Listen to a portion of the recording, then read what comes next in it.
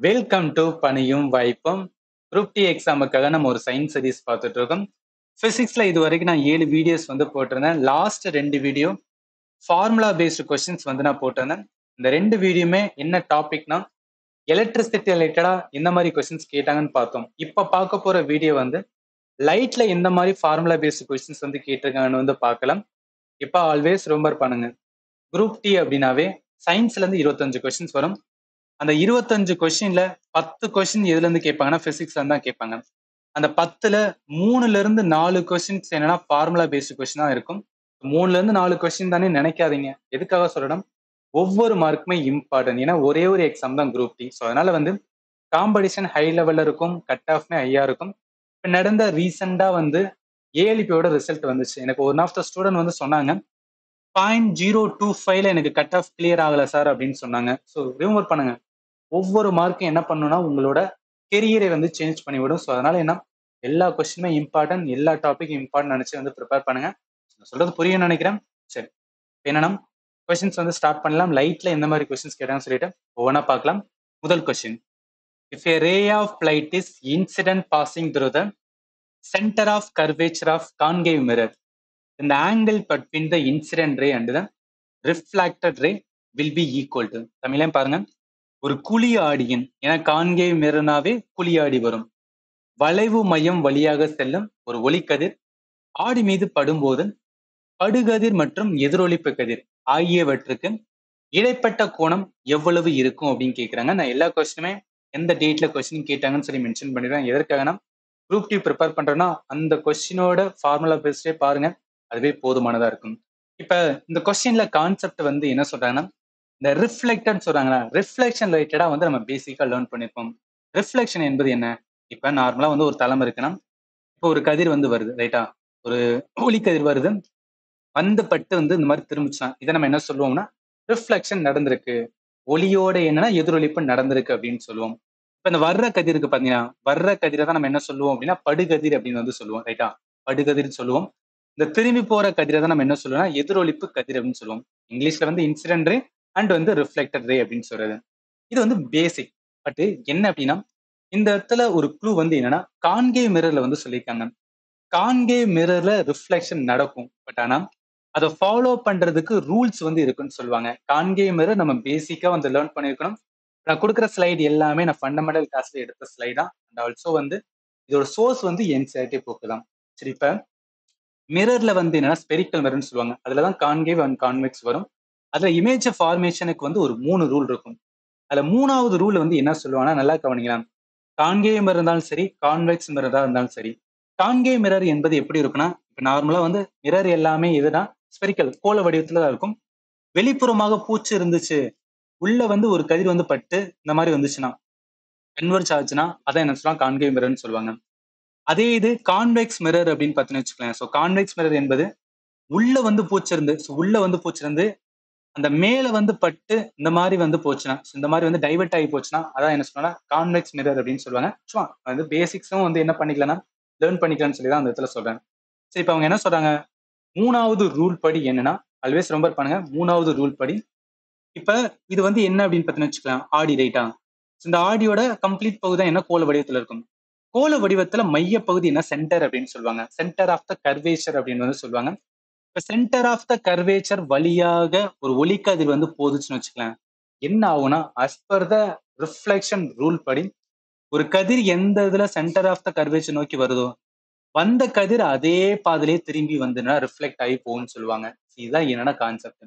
எதுக்காக இதை சொல்ல வாருன்னா, நல்லா கவனிங்க. கொஸ்டின் என்ன சொல்றாங்க, கான்கேவ் மிரர்ல சென்டர் ஆஃப் த கர்வேச்சர் வழியாக போகிறத அந்த லைட் ரே தானே, அதோட ஆங்கிள் தானே கேட்டிருக்காங்க. அப்ப என்ன ஆகும், இந்த இடத்துல பார்த்த மாதிரி சென்டர் ஆஃப் த கர்வேச்சர் வழிய போற கதிர் எப்படி வருதோ அதுக்கு ஈக்குவலான இதுலயே போயிருன்னு சொல்றாங்க. அப்ப ஒரு ரவுண்ட் இருக்கு, ஒரு கோள வடிவத்துல இருக்கு. ஒரு கோள வடிவத்துல ஒரு ஆங்கிள் இந்த ஆங்கிள்லயே என்ன வச்சுக்கலாம், இந்த இதுல போகுது, இதன் வழியே திரும்பி வருதுன்னா இதோட ஆங்கிள் எவ்வளவு சொல்லுவோம், இந்த என்டையர் பகுதி தானே அது போயிட்டு வருது. அப்ப மொத்த ஆங்கிள் எவ்வளவு, மொத்தம் கோலத்தோட 360 டிகிரி ரைட்டா. அப்ப போனது போற லைன்லயே திரும்பி வருதுன்னா அப்ப எவ்வளவு சொல்லலாம், 180 டிகிரின்னு சொல்லலாமா. இது நீங்க எந்த இதை வேணா எடுத்துக்கலாம். அதாவது இப்ப இந்த இதை எடுங்களேன், நம்ம போட்டதை எடுத்து பாருங்களேன். நம்ம போட்டதுலயே வந்து பாதி இருக்கா? ஸோ அப்ப பாதி பகுதி என்ன? இந்த ஆங்கிள் எடுத்தோம்னா எவ்வளவு வரும்? 180 வரும் ரைட்டா? அதனால என்ன வரும் அந்த கொஸ்டினுக்கு ஆன்சர். அதாவது என்னன்னா, சென்டர் ஆஃப் த கர்வேச்சர் வழி, அதுவும் கான்கேவ் மிரர் இருந்தாலும் சரி, கான்வெக்ஸ் மிரர் இருந்தாலும் சரி, அதன் வழியே ஒரு லைட் வந்து பாஸ் ஆகுது அப்படின்னா, அதோட இன்சிடென்ட் ரேயும் ரிஃப்ளெக்டர் ரேயோட ஆங்கிள் என்னவா இருக்குன்னா 180 டிகிரியா இருக்குன்னு சொல்லுவாங்க. அதனால இந்த கொஸ்டினுக்கு ஆன்சர் வந்து டி தான் வரும். இது வந்து 3வது ரூல். இந்த மாதிரி என்னன்னா மிச்சம் 2 ரூல் இருக்கும். அது பேசிக் கான்செப்ட் நம்ம லேர்ன் பண்ணியிருக்கணும். ஏன்னா என்ன வேணா வந்துன்னா கொஸ்டின்ஸை வந்து கேட்பாங்க. அதனால கொஸ்டின் எங்க இருந்து கேட்கறாங்கன்னு தெரிஞ்சுக்க. அதுதான் வந்துன்னா இந்த ப்ரீவியஸ் கொஸ்டின் பார்க்கல இம்பார்ட்டன்ட். சரி, நம்ம 2வது கொஸ்டின்ஸ் வந்து போயிடலாம். An object placed at a distance of 25 centimeter from a converging lens. இப்போ வந்து லென்ஸ், இதுக்கு முன்னாடி பார்த்தது mirror, lens. The real and inverted image of the object is formed at a distance of 30 centimeter from the lens. What is the magnification produced by the lens equal to இருக்கா? தமிழ்ல பாருங்க. ஒரு பொருள் குவியும் லென்ஸிலிருந்து 25 centimetre தொலைவில் வைக்கப்படுகிறது. பொருளின் உண்மையான மற்றும் தலைகீழ் பிம்பம் லென்ஸிலிருந்து 30 சென்டிமீட்டர் தொலைவில் உருவாகிறது. லென்ஸால் உருவாக்கப்படும் உருப்பெருக்கம் எதற்கு சமம் அப்படின்னு சொல்றாங்க. இப்ப லென்ஸ் ரிலேட்டடா வந்து டெஃபினட்டா கொஸ்டின்ஸ் வந்து இருக்குங்க. அப்ப லென்ஸ் ரிலேட்டடா இருக்கும்போது நான் பேசிக்ஸ் எல்லாமே சொல்லிடுறேன். அதாவது நல்லா கவனிங்க. லென்ஸ்னாவே ஸ்பெரிக்கல் லென்ஸ் தான். எப்படி மிரர்ல 2 இருக்கோ அதே மாதிரி தான் வந்து லென்ஸ்ல இருக்கும் சொல்றாங்க. கான்வெக்ஸ் ஒன்னு, கான்கேவ். கான்வெக்ஸ் பொறுத்தளவுக்கு நம்ம கண்ணு மாதிரி இருக்கும். ஞாபகத்துல வச்சேன். கான்வெக்ஸ் பொறுத்தளவுக்கு நம்ம கண்ணு மாதிரி வந்து இந்த மாதிரி இருக்கும். கான்கேவ் பொறுத்தளவுக்கு நடுவுல என்ன ஆகும் அப்படின்னு பார்த்தா இந்த இடத்துல வந்துன்னா கம்மியாகும். ஜஸ்ட் ஞாபகத்துல வச்சுக்கோங்க. எதுக்காக சொல்ல வரேன்னா, இப்ப லென்ஸ் ரிலேட்டடா வந்து ஒரு ஃபார்முலா பேஸ்டு கொஸ்டின் கேட்கறாங்கனாவே நம்ம என்னெல்லாம் வந்து தெரிஞ்சுக்கணும், இந்த பாயிண்ட் எல்லாமே தெரிஞ்சிருக்கணும். அதே நம்பர் பண்ணுங்க. ஆப்ஜெக்டோட டிஸ்டன்ஸ் ஆல்வேஸ் என்னன்னா நெகட்டிவா வந்து இருக்குன்னு சொல்லுவாங்க. சிம்பிள் வந்து யூ அப்படின்னு சொல்லுவாங்க. இமேஜோட டிஸ்டன்ஸ் வந்து வி அப்படின்னு சொல்லுவாங்க. இது என்னன்னா சைன், அதாவது லென்ஸ்லயே வந்துன்னா சைன் ரூல் அப்படின்னு இருக்கும். பாசிட்டிவ் எதுக்கு வரும், நெகட்டிவ் எதுக்கு வரும் தெரிஞ்சுக்கணும். இமேஜோட டிஸ்டன்ஸ் பொறுத்தளவுக்கு எப்ப பாசிட்டிவ்னு சொல்லுவாங்கன்னா, அந்த இமேஜ் வந்து என்னன்னா ரைட் சைடு, ரைட் சைடுனா ரியல் இமேஜ் ஃபார்ம் ஆச்சுன்னா பாசிட்டிவ்னு சொல்லுவாங்க. அதே நெகட்டிவ், அதாவது நெகட்டிவ் மீன்ஸ் வந்து விர்ச்சுவல் இமேஜ் ஃபார்ம் ஆச்சுன்னா நெகட்டிவ்னு சொல்லுவாங்க. அது என்ன ரியல் ஆர் விர்ச்சுவல் அப்படின்னு கேட்டீங்கன்னா, இது லென்ஸுக்கு வந்து வேறுபடும். கான்வெக்ஸ் லென்ஸ் பொறுத்தளவுக்கு ரியல் இமேஜும் ஃபார்ம் ஆகும், விர்ச்சுவல் இமேஜும் ஃபார்ம் ஆகும்னு சொல்லுவாங்க. ஆனா கான்கேவ் லென்ஸ் பொறுத்தளவுக்கு ஆல்வேஸ் வந்து விர்ச்சுவல் இமேஜ் மட்டும்தான் ஃபார்ம் ஆகும். அதனால விர்ச்சுவல் அப்படின்றதாவே என்ன, நெகட்டிவ் தான் வந்து எடுக்கணும். ஆல்வேஸ் நம்பர் பண்ணுங்க. கான்கேவ் லென்ஸ் அப்படின்னு சொல்லிட்டாவே நம்ம என்னதான் எடுக்கணும்னா நெகட்டிவ் தான் வந்து எடுக்கணும். ஃபோக்கல் லென்த் பொறுத்தளவுக்கு எஃப்னு சொல்லுவாங்க. பாசிட்டிவ் ஃபார் வந்து கான்வெக்ஸ் லென்ஸ், நெகட்டிவ் ஃபார் வந்து கான்கேவ் லென்ஸ். இப்போ அதே இது சில கொஸ்டின்ல வந்து இந்த மேக்னிஃபிகேஷன் ஃபார்முலா பார்த்தீங்கன்னா எம்ஸ் equal to v by u அப்படின்னு எடுக்கலாம். அது எதை பொறுத்தனா டிஸ்டன்ஸை கொடுத்துருந்தாங்கன்னா வி பை யூன்னு எடுக்கலாம். இல்லை ஹைட்டை கொடுத்துருந்தாங்கன்னா, டிஸ்டன்ஸை கொடுக்காம ஏதாவது ஒரு மேக்னிஃபிகேஷன் கொஸ்டின் கேட்குறாங்கன்னா அவங்க ஹைட்டை கொடுக்குறாங்கன்னு எடுத்துட்டு ஹைட்டுக்கு ஏத்தாப்புல நம்ம பண்ண வேண்டியது. Height of the image divided by height of the ஆப்ஜெக்ட்னு சொல்லுவாங்க. ஹைட் ஆஃப் த ஆப்ஜெக்ட் வந்து ஆல்வேஸ் பாசிட்டிவ் இருக்குன்னு சொல்லுவாங்க. அந்த இமேஜ் மட்டும், இமேஜ் வந்து அப்ரைட்டா இருந்துச்சுன்னா பாசிட்டிவ் எடுக்கணும், இன்வெர்டடா இருந்துச்சுன்னா நெகட்டிவ் எடுக்கணும். என்ன சார் அப்ரைட்டு இன்வெர்டட் அப்படிலாம் சொல்றீங்கன்னா, இது எல்லாமே பேசிக்கான கான்செப்ட். இது நம்ம லென்ஸ் மிரர்ல எப்படி இமேஜ் ஃபார்மேஷன் ஆகும், ஒவ்வொன்றுக்கு ரியல்னா என்ன, ஒவ்வொன்றுக்கு விர்ச்சுவல்னா என்ன, அதோட கான்செப்ட் எல்லாத்தையும் என்ன பண்ணுங்கன்னா நீங்க ஒரு வாட்டி ரிவிஷன் பண்ணுங்க. இந்த இடத்துல எல்லாமே சொல்ல முடியாது. எதுக்கான கொஸ்டின் பார்த்துட்டு இருக்கோம். அதை சொன்னாவே வந்து ஒரு 15 மினிட்ஸ் மேல போகும். அதாவது என்ன பண்ணுங்கன்னா, ஃபண்டமெண்டல் கிளாஸஸ்ல கம்ப்ளீட் பண்ணி வச்சிருக்கேன். அதை வந்து நீங்க பாருங்க. சரி, இப்போ என்னன்னா இதெல்லாம் இருக்கா? இப்போ இந்த மாதிரி ஒரு கொஸ்டின்ஸ் வந்து கேட்டாங்க சார், நான் என்ன பண்றது அப்படின்னு கேட்டீங்கன்னா, கவனிங்க, நல்லா கவனிங்க. லென்ஸை பொறுத்தளவுக்கு என்ன, கன்வர்ஜிங் லென்ஸ் சொல்றாங்க. லென்ஸ்ல என்ன சொல்லிருக்கேன், 2 இருக்கா? ஒன்னு கான்வெக்ஸ் லென்ஸ், இன்னொன்னு என்னன்னா கான்கேவ் லென்ஸ். இந்த கான்வெக்ஸ் லென்ஸ் என்ன சொல்லுவாங்க, கன்வர்ஜிங் லென்ஸ் சொல்லுவாங்க. ஏன்னா கன்வெர்ஜ் ஆகுது, எல்லாமே ஒரு இடத்துல சேருது. கான்கேவ் லென்ஸ் வந்து டைவர்ஜிங் லென்ஸ், ஏன்னா டைவர்ட் ஆகி வந்து போகுது ரைட்டா. இப்ப கான்வெக்ஸ் லென்ஸ் தான் கன்வர்ஜிங் லென்ஸ் ரைட். இப்ப கான்வெக்ஸ் லென்ஸ் இருக்கு. அதுல என்ன சொல்றாங்க, ஆப்ஜெக்ட் பிளேஸ் பண்றாங்கன்னா 25 சென்டிமீட்டர். ஓகே, இதுல இருந்து என்ன பண்ணிக்கலாம், ஒரு 25 சென்டிமீட்டர்ல வந்து என்ன பண்றாங்க அப்படின்னு பார்த்தோம்னா ஏதோ ஒரு ஆப்ஜெக்ட் வந்து வைக்கிறாங்க. இப்ப என்ன ஆகுது அப்படின்னு பார்த்தோன்னா, இமேஜ் வந்து ஃபார்ம் ஆகுது. அந்த இமேஜ் என்ன சொல்றாங்க, ரியல் அண்ட் இன்வெர்டட் இமேஜ் சொல்றாங்க. அப்ப okay, real and inverted image வந்து எங்க இருந்து, லென்ஸ்ல இருந்து 30 சென்டிமீட்டர். ஸோ 30 சென்டிமீட்டர் தூரத்துல என்னன்னா ஒரு இமேஜ் வந்து ஃபார்ம் ஆகுது. இங்க என்ன ஆப்ஜெக்ட் இருக்கோ அதுதான் வந்து ஃபார்ம் ஆகும். பட் அதோட வந்து லென்த், அது வந்து என்னன்னா ரியலா இருக்கா, இல்ல விர்ச்சுவலா இருக்கா, இன்வெர்டடா இருக்கா, இல்ல வந்து எரெக்டா இருக்கு, இதெல்லாமே என்ன அப்படின்னா ஒவ்வொன்றுக்கு வேரி ஆகும். இங்க நம்மளுக்கு கொடுத்தது என்னன்னா ரியல் அண்ட் இன்வெர்டட் இமேஜ்னு சொல்லியிருக்காங்க. இப்ப நமக்கு வந்து வாங்க, இது என்ன கான்வெக்ஸ் லென்ஸ் ரைட்டா. ஸோ கான்வெக்ஸ் லென்ஸ் அப்படின்னு சொல்லிட்டாங்க. அப்ப என்ன, ஆப்ஜெக்டோட டிஸ்டன்ஸ் நம்ம எப்போதும் நெகட்டிவ்ல தான் எடுக்கணும், ரைட்டா? ஸோ ஆப்ஜெக்டோட டிஸ்டன்ஸோட வேல்யூ வந்து கொடுத்துருக்காங்க எவ்வளவு, 25 சென்டிமீட்டர். இப்போ மேக்னிஃபிகேஷன் தான் கேட்டிருக்காங்க. மேக்னிஃபிகேஷனோட formula m equal to v by u. u என்பது என்ன அப்படின்னு பார்த்தோன்னா ஆப்ஜெக்டோட டிஸ்டன்ஸ். u என்பது ஆப்ஜெக்டோட டிஸ்டன்ஸ். ஆப்ஜெக்டோட டிஸ்டன்ஸ் எவ்வளவு, 25 centimetre. Object distance always negative, அதனால என்ன பண்ண, -25 சென்டிமீட்டர் அப்படின்னு எடுத்துக்கிறேன். இது கிளியரா இருக்கா? அடுத்து வாங்க, அடுத்து இமேஜ். ஸோ இமேஜ்ல தான் நம்ம என்ன பார்க்கணும்னா, அது ரியலா இருந்துச்சுன்னா, இமேஜ்ல அது ரியலா இருந்துச்சுன்னா நம்ம பாசிட்டிவ் எடுக்கணும். விர்ச்சுவலா இருந்துச்சுன்னா அது வந்து நெகட்டிவ் எடுக்கணும். அப்ப இந்த இடத்துல என்ன சொல்றாங்க, ரியல் தான் ஃபார்ம் ஆகுதுன்னு சொல்றாங்களா? அப்ப ரியல் இருக்கும்போது என்ன எடுப்போம், பாசிட்டிவ் எடுத்தோம். அதனால வி என்பது என்ன அப்படின்னா அந்த இமேஜோட டிஸ்டன்ஸ். வி என்பது இமேஜோட டிஸ்டன்ஸ், ரைட்டா? இமேஜோட டிஸ்டன்ஸ் வி ஈக்குவல் எவ்வளவு, 30. ஸோ நான் 30 சென்டிமீட்டர் எது எடுத்தா பாசிட்டிவ். இப்போ பாசிட்டிவ் அப்படின்னு சொல்றேன், அது பிளஸ் அப்படின்னு போட்டேன். பாசிட்டிவ் நெகட்டிவ்னா பிளஸ் மைனஸ் தான். அதனால என்ன, 30 சென்டிமீட்டர். இப்போ அப்ளை பண்ணுங்க. வி வந்து என்ன, 30, ரைட்டா?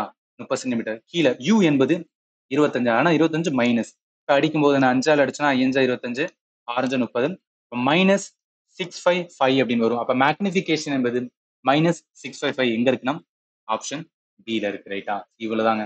இந்த அளவு நம்ம தெரிஞ்சிருந்தா மட்டும்தான் என்னன்னா இது ரிலேட்டடா லென்ஸ் ரிலேட்டடா கொஸ்டின் கேட்கும்போது வந்து நம்மளால ஆன்சர் பண்ண முடியும். இது கொஞ்சம் ட்ரிக்கியா இருக்கிற மாதிரி தான் இருக்கும். பட் இருந்தாலும் என்ன பண்ணுங்கன்னா, இப்போ எக்ஸாமுக்கு போறதுக்கு முன்னாடி டைம் இருந்துச்சுன்னா இந்த சைன் ரூலு, இப்போ நான் சொன்ன கான்செப்ட் எல்லாத்தையும் வந்து கொஞ்சம் மைண்ட்ல வச்சுட்டு போங்க. ஏன் அப்படின்னா ஓரளவு நம்ம அந்த கரெக்டா லாஸ்ட் மினிட்க்கு வந்து மைண்ட்ல இருந்தா கூட என்ன பண்ணிடலாம்னா ஆன்சர் பண்ணிடலாம். பிளஸ் நம்ம எக்ஸாம் ஹாலில் போனதுக்கு அப்புறம் ரஃப் ஷீட் கொடுப்பாங்க. அந்த ரஃப் ஷீட்ல என்ன பண்ணுங்கன்னா உங்களால முடிஞ்ச அளவுக்கு இது வந்து நோட் பண்ணி வச்சுக்க, யூஸ்ஃபுல்லா இருக்கும். சரி, 3வது கொஸ்டின் போலாம். இந்த கொஸ்டினை பார்க்கறதுக்கு முன்னாடி இந்த வீடியோ மேக் பண்ண நான் ரொம்பவே வந்து டைம் ஸ்பெண்ட் பண்ணிட்டு இருக்கேன். இந்த வீடியோ யூஸ்ஃபுல்லா இருந்துச்சுன்னா உங்க ஃப்ரெண்ட்ஸ் சர்க்கிள் யாராவது குரூப் டி ப்ரிப்பேர் பண்றாங்கன்னா அவங்களுக்கும் ஷேர் பண்ணுங்க. நீங்க ஆல்ரெடி சப்ஸ்கிரைப் பண்ணிருப்பீங்க, பண்ணாம இருந்தீங்கன்னா பண்ணிருங்க. சப்ஸ்கிரைப் பண்ணும்போது எனக்கு ஒரு மோட்டிவேஷன் இருக்கும். ஓகே, நிறைய பேர் பாக்குறாங்க, நமக்கு வந்து குவாலிட்டியான கண்டென்ட் கொடுக்கணும் எனக்கு தோணிட்டே இருக்கும். ஸோ அதனாலதான். சரி, கேள்வியை பார்க்கலாம்.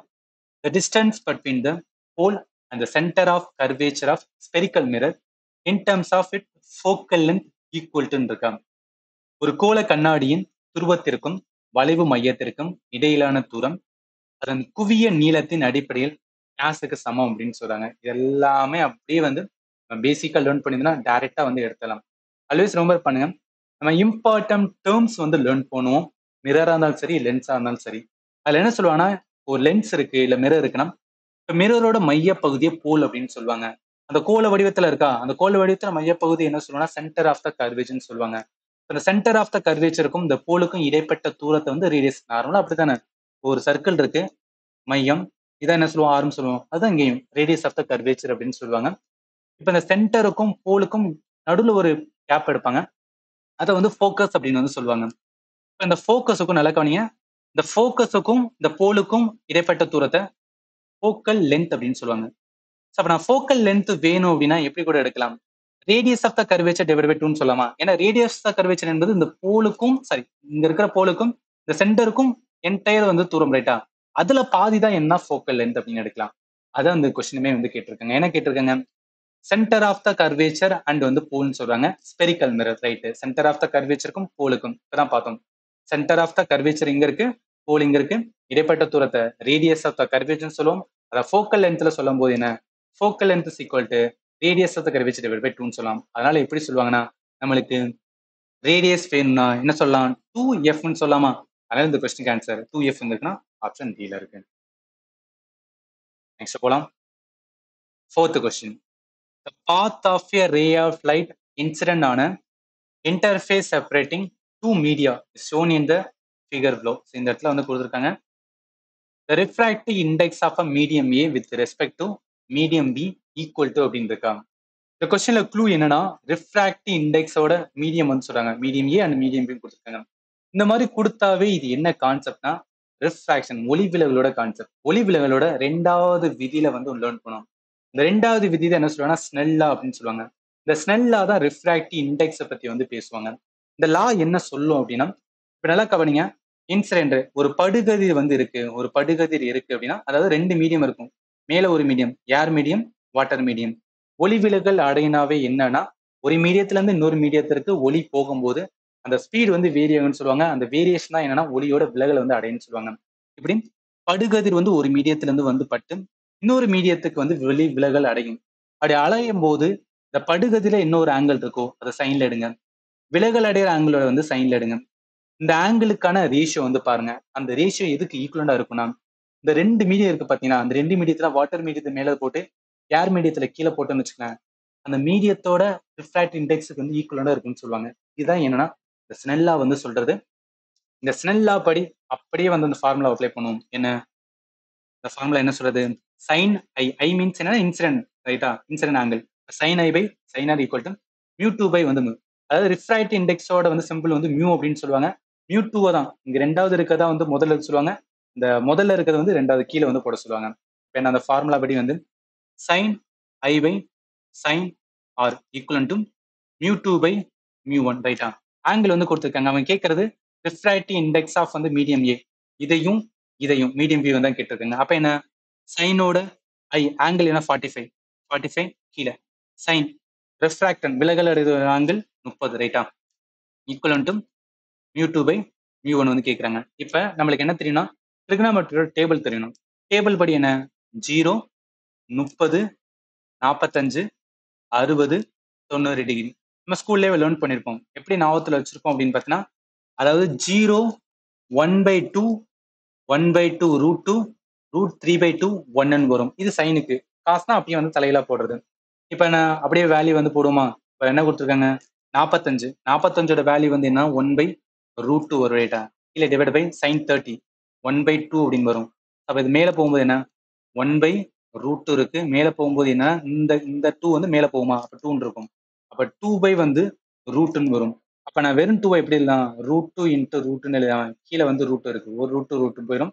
அப்போ ஃபைனல் நம்மளுக்கு என்ன இருக்கணும்? வெறும் ரூட்டு தான் வரும். இங்கே இருக்குண்ணா mu two by mu one. அப்போ mu two by mu one. இது என்ன? ரூட் 2. அப்போ இந்த கொஸ்டினுக்கு ஆன்சர் என்ன வரும்னா என்ன இருக்கு? Option B, root. இது எல்லாமே என்னன்னா பேசிக் கான்செப்ட் ஆத்துல வச்சுக்கோங்க. Fifth question. The focal length of a diverging lens is 50 centimeter. The power of the lens அப்படின்னு சொல்றாங்களா? இந்த கொஸ்டின்ஸ் வந்து என்னன்னா எப்போதும் கேட்பாங்க. லென்ஸோட பவர் வந்து கேட்பாங்க. இது என்னன்னா ஃபார்முலா ஞாபகத்தில் வச்சுக்கோங்க. Power is equal to 1/f. F என்பது ஃபோக்கல் லென்த். இந்த ஃபோக்கல் லென்த் எப்போதும் மீட்டர் தான் வந்து சொல்லணும்னு சொல்லுவாங்க. ஸோ அதனால என்ன? இப்போ நம்மளுக்கு பவர் தான் கேட்டிருக்காங்க 1/f, ரைட்டா? ஃபோக்கல் லென்த் எப்போதும் மீட்டர் தான் கொடுப்பாங்க. இங்க ஃபோக்கல் லென்த் என்ன சொல்லியிருக்காங்க? 50 சென்டிமீட்டர் சொல்லியிருக்காங்க. அப்ப நார்மலா நம்மளுக்கு என்ன தெரியும்? 100 சென்டிமீட்டர் தான் வந்து 1 மீட்டர். அப்ப என்ன வரும்? 50 சென்டிமீட்டர்னா 0.5 மீட்டர் அப்படின்னு எடுப்பேன். இப்போ ஒரு க்ளூ என்ன அப்படின்னு பார்த்தீங்கன்னு வச்சுக்கலாம். டைவர்ஜிங் லென்ஸ் அப்படின்னு சொல்லியிருக்காங்க. நம்ம ஸ்டார்டிங்ல ஒன்று பார்த்தோமா? அதாவது இந்த லென்ஸ்ல வந்து நான் பேசிக்கா சொல்லும் போது மைண்ட்ல வச்சுக்கணும்னு சொன்னால அதுல என்ன சொன்னேன்?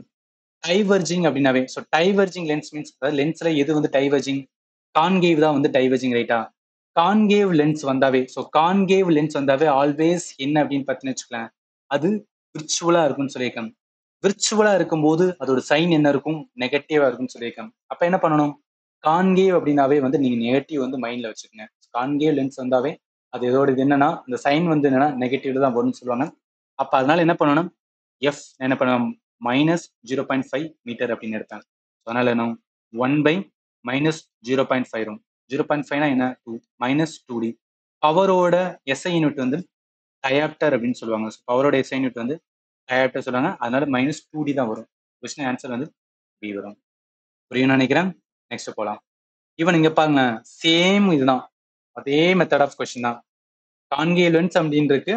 ஆனா இந்த கொஸ்டின் நம்மளுக்கு என்ன கொடுத்துருக்காங்கன்னா டைவர்ஜிங் கொடுத்துருக்காங்க. இது மட்டும் தான் வேரியேஷன். எல்லாமே வந்து என்னன்னா சேமா தான் இருக்கும். ஃபார்முலா அதே ஃபார்முலா தான்.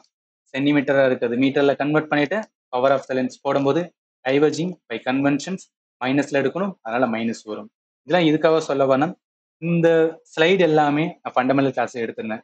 சோர்ஸ் வந்து ஸ்கூல் போக்கு தான். ஏன்னா எதுல இருந்து கொஸ்டின்ஸ் வந்து கேட்கறாங்கன்னு தெரியணும்ல, அதுக்காக தான் சொல்றேன். ஃபண்டமெண்டல் கிளாஸஸ் வந்து பாருங்க. ஏன்னா நீங்க ப்ரிப்பேர் பண்ணாம இருந்தீங்கன்னா ஒரு கொஸ்டின்ஸ் வந்து கேட்பாங்க, மிஸ் ஆன மாதிரி இருக்கும். ஸோ அதனால தான் சொல்றேன். நெக்ஸ்ட் போலாம். அடுத்து 6வது questions. The speed of light in two transparent media E and B are 2 into 10 power 8 meter by second and 2.25 into 10 power 8 meter by second. The refractive index of medium A with respect to medium B equal to அப்படின்னு கேட்குறாங்களா? நம்ம refractive index light அதுக்கு முன்னாடி formula பார்த்தோம். என்ன பண்ணோம்? mu2 by வந்து mu1 is equal to sin I by வந்து sin r அப்படின்னு பார்த்தோம். இது ஆங்கிள் கொடுத்தா இந்த ஃபார்முலாவை யூஸ் பண்ணி வந்து சால்வ் பண்றது. இந்த ஆங்கிள் பத்தி இங்க கொடுக்கல. ஜஸ்ட் அவன் என்ன கொடுத்துருக்கான், ரெண்டு மீடியத்தோட வந்து ஸ்பீட் ஆஃப் லைட் வந்து கொடுத்துருக்காங்க. இப்ப என்ன பண்ணணும், mu2 என்பது பி, ரெண்டாவதோட வந்து மீடியம் ரைட்டா, mu1 என்பது ஏ மீடியம். இதோட என்ன அப்படின்னு பார்த்தோன்னா நம்ம ரிஃப்ராக்டிவ் இண்டெக்ஸ் வந்து கண்டுபிடிக்கணும். இதை கண்டுபிடிக்கிறதுக்கு பேசிக் ஃபார்முலா வந்து நம்மளுக்கு தெரிஞ்சிருக்கணும். என்ன ஃபார்முலா, இப்போ மியூ கண்டுபிடிக்கனாவே, ரிஃப்ராக்டிவ் இண்டெக்ஸ் கண்டுபிடிக்கனாவே speed of light in air, இது வந்து என்னன்னா ஆல்வேஸ் அப்படின்னு சொல்லுவாங்க. கீழே வந்து speed of light in medium. ஏன் மேல இருக்கிறது ஆல்வேஸ் அப்படின்னு சொல்லுவாங்கன்னா, ஏன்னா இப்ப லைட்டோட ஸ்பீடு எங்க மேக்ஸிமம் இருக்குன்னா ஏர் இல்ல வந்து வேக்கம்ல தான் வந்து மேக்ஸிமம் இருக்குன்னு சொல்லுவாங்க. ஏன்னா ஒரு செகண்டுக்கு 3 லட்சம் கிலோமீட்டர் போகும் ரைட்டா, 3 × 10⁸ வந்து கிலோமீட்டர் பர் செகண்ட். ஒரு செகண்டுக்கு 3 லட்சம் கிலோமீட்டர் என்ன ஆகும்னா வேக்கம் இல்ல ஏர்ல வந்து போகும். மிச்சம் இருக்கிற மீடியமாவே வேற ஒரு பொருளுக்குள்ள போகும்போது என்ன ஆகும் அப்படின்னு பார்த்தீங்கன்னு வச்சுக்கோங்க, ஸ்பீடு வந்து குறையுன்னு சொல்லுவாங்க. அந்த மீடியம் என்ன இருக்கலாம், வாட்டரா இருக்கலாம், இல்ல வேற ஏதாவது வந்து என்ன அப்படின்னு பார்த்தீங்கன்னா பொருளா இருக்கலாம் ரைட்டா. இப்போ என்னன்னா, இப்போ மியூ வந்து ஏ அண்ட் மியூ வந்து பி வந்து கண்டுபிடிக்க போறோம். இப்போ மியூவோட ஏ கண்டுபிடிக்கணும்னு வச்சுக்கலாம், speed of light in air வந்து நம்மளுக்கு தெரியும், 3 × 10⁸ போட்டலாம். கீழே வந்து speed of light in medium அது வந்து கொடுத்துருக்காங்க. அப்ப நான் என்ன பண்ணுவேன்னா, முதல்ல ஏ மீடியம் எடுத்துக்கிறேன். ஏ மீடியத்துக்கு வந்து என்ன கண்டுபிடிக்கிறேன், மியூ1 வந்து கண்டுபிடிக்கிறேன். ஸோ மியூ1 கண்டுபிடிக்க என்ன, ஸ்பீட் ஆஃப் லைட் 3 × 10⁸ அப்படின்னு வச்சுக்கிறேன். கீழே அவங்க என்ன கொடுத்துருக்காங்க, ஏயோடது 2 × 10⁸ அப்படின்னு கொடுத்துருக்காங்க. மியூ2 பியோட ரேட்டா. இதுக்கு எடுக்கும்போது என்ன பண்ணுவோம், அதே தான் 3 × 10⁸. கீழே என்ன வரும், 2.25 × 10⁸ ஒரு ரேட்டம். என்ன பண்ணுவோம், இந்த ஃபார்முலால அதாவது இங்க இருக்கிறதுக்கு மட்டும் வந்து அப்ளை பண்ணுவோம். இப்போ மியூ2 by மியூ1, மியூ2 என்ன 3 × 10⁸ எவ்வளவு பை 2.25 × 10⁸ வரும். கீழே என்ன இருக்கு அப்படின்னு பார்த்தோம், 3 × 10⁸ எவ்வளவு பை 2 × 10⁸. இதை அடிக்கும்போது என்ன, இந்த 3 × 10⁸ இது வந்து அடியாரும். மேலே எப்படி இருக்குன்னா 2 × 10⁸ டிவைட் பை 2.25 × 10⁸ வரும். 10⁸ 10⁸. இதை அடிச்சுன்னா 0 பாயிண்ட் வரும். ஸோ 0 பாயிண்ட் எங்க இருக்குன்னு பாருங்க, ஆப்ஷன் வந்து சில இருக்கு. புரியும் நினைக்கிறேன். பேசிக்ஸ் வந்து உங்களுக்கு கிளாரிட்டியா இருந்தீங்கன்னா இந்த மாதிரி கொஸ்டின் கேட்டா ஆன்சர் பண்ணிடலாம். 7th question, the refractive index of given transparent medium is 1.5. The speed of light in the medium is equal to அப்படின்னு இருக்கு. என்ன கொடுத்துருக்காங்க, ரிஃப்ராக்டிவ் இண்டெக்ஸோட வேல்யூ வந்து கொடுத்துருக்காங்க. ஃபார்முலா என்ன, மியூஸ் ஈக்குவல் டு சி பை பின்னு சொல்லுமா. சி ஃபார் வந்துன்னா இந்த ஸ்பீட் ஆஃப் லைட் இன், நம்ம ஃபார்முலா பார்த்தோம்ல, speed of light in air divide by speed of light in medium ரைட்டா. இப்போ மியூவோட வேல்யூ வந்து 1.5ன்னு சொல்றாங்க. அவங்க என்ன சொல்லியிருக்காங்க, speed of light in the medium வந்து எதுக்கு ஈக்குவலான கேட்குறாங்க. நம்மளுக்கு தெரியும், அதாவது ஏர்ல வந்து 3 × 10⁸ ரைட்டா. இப்போ அவன் வி தான் கேட்டிருக்கான். ஸோ வி வேணா என்ன பண்ணுவேன், 3 × 10⁸ கீழே 1.5 அடிச்சுனா 2 வரும். அப்ப 2 × 10⁸ அப்படின்னு வரும். 2 × 10⁸ மீட்டர் பை செகண்ட் ஆப்ஷன் பில இருக்கு. பேசிக்ஸ் ஃபார்முலா தான், ஃபார்முலா தெரிஞ்சா போதும் ரைட்டா. நான் கிளாஸ் எடுக்கும்போது அதே கொஸ்டின் தான், கொஞ்சம் கூட வந்து சேஞ்ச் பண்ணல. இந்த கொஸ்டின் அப்படியே என்னன்னா எக்ஸாம்பிள் வந்து கேட்டுருக்காங்க. நீங்க பார்த்தாவே தெரியும் 2 × 10⁸ தான் வந்து வரும். இது எதுக்காக சொல்ல வரனா, கொஸ்டின்ஸ் எதுல இருந்து கேட்பாங்கன்னா என்சிஆர்டி. நான் என்சிஆர்டி வச்சு தான் கிளாஸ் எடுத்தேன். ஃபண்டமெண்டல் கிளாஸஸ் டைம் இருந்துச்சுன்னா பார்த்துருங்க, மிஸ் பண்ணிடாதீங்க. சரி, அடுத்து வாங்க 8வது கொஸ்டின்ஸ். 8வது என்ன, magnification m produced by the convex lens when the object is placed at a distance 2f from the lens is given by அப்படின்னு இருக்கா. இப்ப நம்ம முதல் கொஸ்டின்ல பார்க்கும்போது மேக்னிஃபிகேஷன்ஸ் என்ன சொல்லியிருந்தாங்க, ஆப்ஜெக்டோட டிஸ்டன்ஸ் கொடுத்தாங்க, அதனால v by u அப்படின்னு எடுத்தோம். இந்த இடத்துல டிஸ்டன்ஸ் எதுவுமே கொடுக்கல. அப்ப என்ன பண்ணணும்னா ஹைட்டை தான் எடுக்கணும். அப்ப மேக்னிஃபிகேஷன்ஸ் ஈக்குவல் டு என்னன்னா இமேஜோட ஹைட், இமேஜோட ஹைட்டு டிவைட் பை என்ன வரும்னா ஆப்ஜெக்டோட வந்து ஹைட், ஆப்ஜெக்டோட ஹைட். சரி, இப்போ என்னன்னா நல்லா கவனிங்க, கான்வெக்ஸ் லென்ஸ் அப்படின்னு வந்து சொல்லியிருக்காங்க. ஸோ கான்வெக்ஸ் லென்ஸ்ல ஆப்ஜெக்டை எங்க வைக்கிறாங்கன்னா 2f டிஸ்டன்ஸ்ல இருந்து வைக்கிறாங்க. லென்ஸ் பொறுத்தளவுக்கு கான்வெக்ஸ்ல 6 விதமான இடத்துல வந்து இமேஜ் வந்து ஆப்ஜெக்ட் வந்து வைக்க முடியும்னு சொல்லுவாங்க. ஒன்று இன்ஃபினிட்டி, ஏன் 2f1, 2f1, f1க்கும் 2f1, ஃபோக்கஸ் f1க்கும் அதே மாதிரி வந்து ஆப்டிக்கல் சென்டர் ஓக்கும். 2f1 என்பது என்ன அப்படின்னு பார்த்தீங்கன்னா ஒன்றும் கிடையாது. நார்மலாக என்னன்னா ஒரு லென்ஸ் இருக்குன்னு வச்சுக்கலாம். ஒரு லென்ஸோட, அதாவது இதுதான் வந்து கான்வெக்ஸ் லென்ஸ். இதுவுமே என்னன்னா கோலம் தான் ரைட்டா, கோல வடிவத்துல தான் இருக்கும். அந்த கோல வடிவத்துல மைய பகுதி இருக்கு பார்த்தீங்களா, அதை சென்டர்னு சொல்லுவாங்க. மிரருக்கும் சென்டர்னு சொல்றதுனால அதை டிஃபரன்ஷியேட் பண்றதுக்காக தான் லென்ஸ்ல என்ன சொன்னா 2f அப்படின்னு சொல்லுவாங்க. நம்மளுக்கு 2 விதமான நார்மல் லென்ஸ்னாவே என்னன்னா 2 விதமான கோல வரும். ஸோ அதனாலதான் என்னன்னா இந்த இடத்துல 2f1 அப்படின்னு வந்து வைப்பாங்க. இப்ப 2f1ல ஒரு ஆப்ஜெக்டை வைக்கும் போது இமேஜ் வந்து நேச்சர் ஆஃப் த இமேஜ் எப்படி இருக்குன்னு சொல்லுவாங்க, ரியலா இருக்கும். அது என்ன ரியல் அப்படின்னு கேட்டீங்கன்னா, இங்க எது ஆப்ஜெக்ட் அப்படின்னா இந்த அம்புக்குறி தான் அந்த ஆப்ஜெக்ட். நல்லா கவனிங்க. இங்க இருக்கிற அந்த அம்புக்குறி இருக்கு பார்த்தீங்கன்னா, இந்த அம்புக்குறி தான் என்ன அப்படின்னா ஆப்ஜெக்ட். அந்த ஆப்ஜெக்ட் இந்த லென்ஸ்ல பட்டு இதாகும் போது சில ரூல்ஸ் எல்லாம் இருக்கும். அந்த ரூல்ஸ் எல்லாம் ஃபாலோ பண்ணி தான் என்ன ஆகும் அப்படின்னா இமேஜ் வந்து ஃபார்ம் ஆகும்னு சொல்லுவாங்க. அந்த இமேஜ் என்னன்னா இந்த மாதிரி ஃபார்ம் ஆகும். ஒரு 2Fல வைக்கப்பட்ட ஒரு ஆப்ஜெக்ட் இமேஜ் வந்து 2F2ல ஃபார்ம் ஆகும்னு சொல்லுவாங்க. அது எப்படி இருக்குன்னா ரியலா இருக்கும், மெய்பிம்பமா இருக்கும். ஆனா தலைகீழ தான் இருக்கும். தலைகீழ் மீன்ஸ் என்ன, இங்க அம்புக்குறி நேரா இருக்கும், இங்க பார்த்தோன்னா அம்புக்குறி வந்து கீழே இருக்கும். இதான் என்னன்னா தலைகீழா இருக்குன்னு சொல்றது. சைஸை பார்த்தா சேம் சைஸ்ல இருக்குன்னு சொல்லுவாங்க. அதுதான் இந்த இடத்துல மென்ஷன் பண்ணியிருக்கேன்.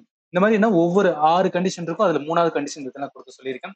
அப்ப என்ன சேம் 2F2ல தான் வந்து இமேஜோட பொசிஷன் இருக்கும். சைஸை பொறுத்தவரைக்கும் சேம் சைஸா இருக்கும். நேச்சர் ஆஃப் த இமேஜ் வந்து ரியல் அண்ட் இன்வெர்டடா இருக்கும். இதை ஒண்ணு பார்த்திருக்கோம்.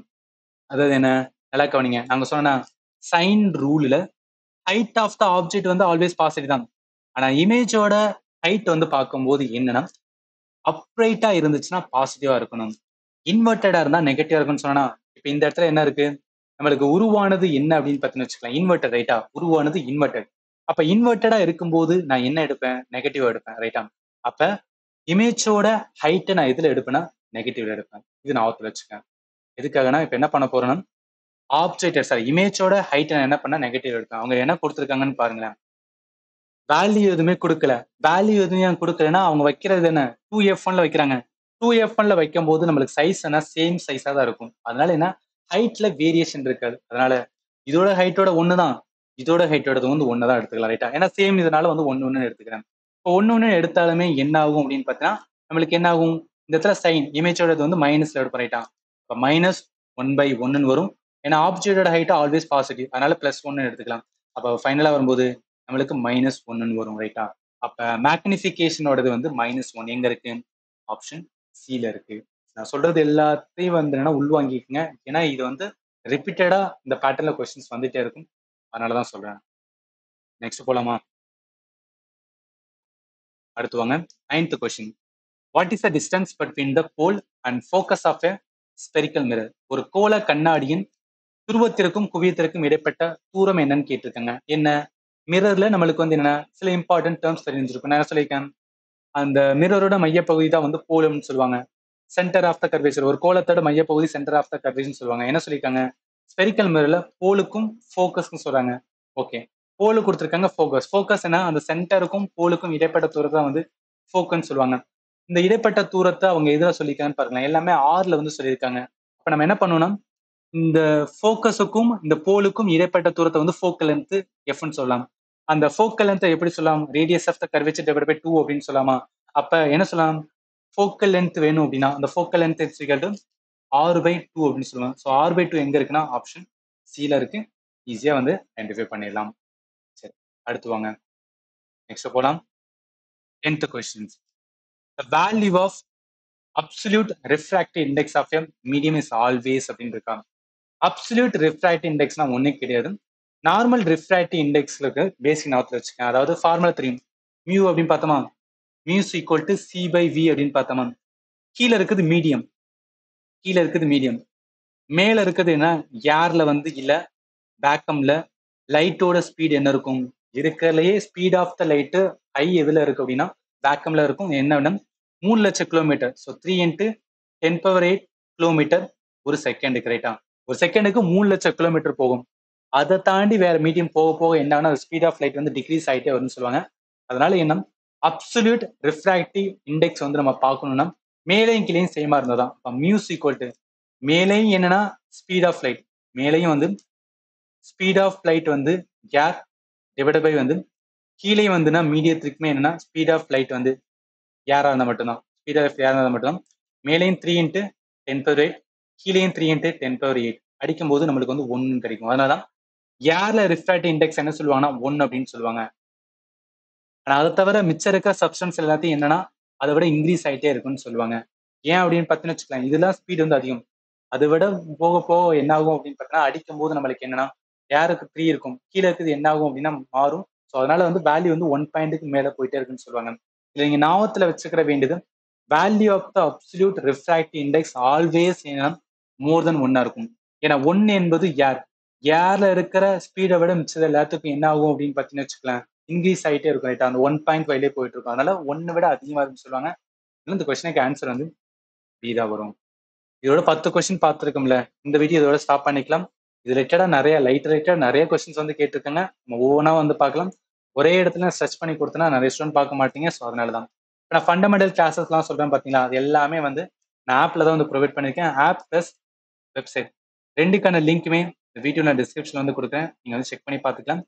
லைட் கான்செப்ட் லேர்ன் பண்ணாம இருக்கீங்க, இல்ல சில இம்பார்ட்டன்ட் ஜிஎஸ் டாபிக் வந்து லேர்ன் பண்ணாம இருக்கீங்கன்னா, நான் complete GS topic central exam teach பண்ணிட்டு இருக்கேன். ஸோ அதனால என்ன, நீங்க ரயில்வே எஸ்எஸ்சி எக்ஸாம் ப்ரிப்பேர் பண்றீங்கன்னா என்னோட கிளாஸஸ் வந்து பாருங்க, ரொம்பவே வந்து அக்யூரேட்டா இருக்கும். ஏன்னா நான் ஒரே டாபிக்ல வந்து டீச் பண்றதுனால அதுல வந்து நான் ரொம்ப டெப்தா வந்து சொல்லியிருப்பேன். உங்களுக்கு புரியும் நினைக்கிறேன். நீங்க கிளாஸ் வந்து ஜாயின் பண்ணா என் ஆப்பை வந்து இன்ஸ்டால் பண்ணிட்டு அதுல வந்து ஸ்டோர் அப்படின்னு இருக்கும். இதை கிளிக் பண்ணி இந்த மாதிரி வரும். 400 காமிக்கும். பட் நீங்க பே பண்றது 440 வந்து பே பண்ணீங்க. ஒரு வருஷம் வந்து வேலிடிட்டி வரும். அதாவது என்னைக்கு ஜாயின் பண்றீங்க அன்னையில இருந்து வந்து ஒரு வருஷம் ஃபுல்லா இந்த கோர்சஸ் வந்து நீங்க ஆக்சஸ் பண்ணிக்கலாம். ஏன் வந்து 40 ரூபா கூட வருதுன்னா, இந்த ஆப்பை மேனேஜ் பண்ற கம்பெனி வந்து 40 ரூபா க்ளவுட் ஸ்டோரேஜ்க்கு ஆட் பண்ணுவாங்க. ஸோ அதனால வந்து 440 வந்து நீங்க பே பண்ணுவீங்க.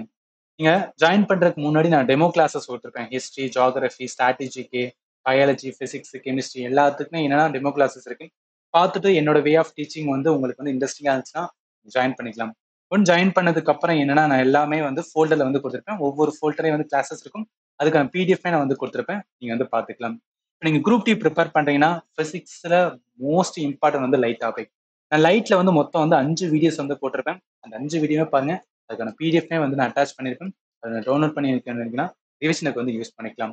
இது ரிலேட்டட் ஏதாவது டவுட் இருந்துச்சுன்னா 7871385142 இது என்னோட வாட்ஸ்அப் நம்பர். ஏதாவது டவுட் இருந்துச்சு அப்படின்னா நீங்க வந்து கேட்கலாம். இல்லை இந்த வீடியோட கமெண்ட்லயுமே வந்து என்னன்னா கொஸ்டின் ரிலேட்டட் டவுட் இருந்தாலும் சொல்லுங்க. கண்டிப்பா உங்களுக்கு ஆன்சர் பண்றேன். அண்ட் ஃபைனலி தேங்க்யூ ஃபார் வாட்சிங் and have a nice day.